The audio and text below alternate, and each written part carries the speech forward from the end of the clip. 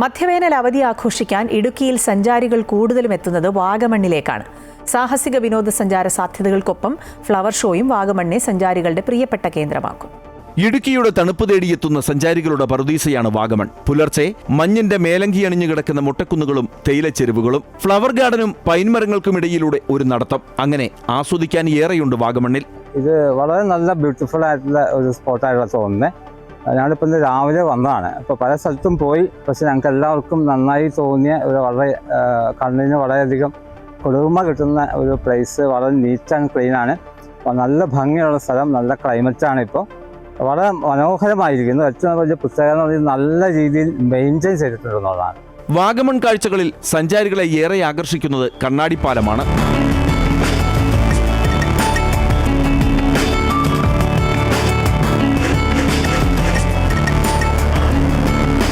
പ്രായം നോക്കി നമ്മൾ നോക്കിക്കഴിഞ്ഞാൽ ഈ ഗ്ലാസ് ബ്രിഡ്ജിൽ ഇത്രയും കയറുക എന്ന് പറഞ്ഞാൽ ഒരു ഭാഗ്യമായിട്ട് തന്നെ കാണുന്നു. ഇത് നല്ലൊരു സംരംഭമാണ്.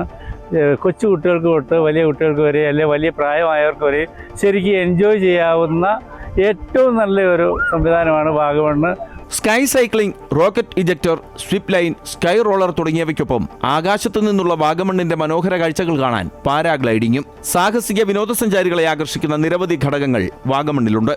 വേനൽ അവധി അവസാനിക്കാറാകുന്നതോടെ വാഗമണ്ണിലെ തിരക്ക് ഇനിയും കൂടും. MC Boban, Amrita news, Idukki.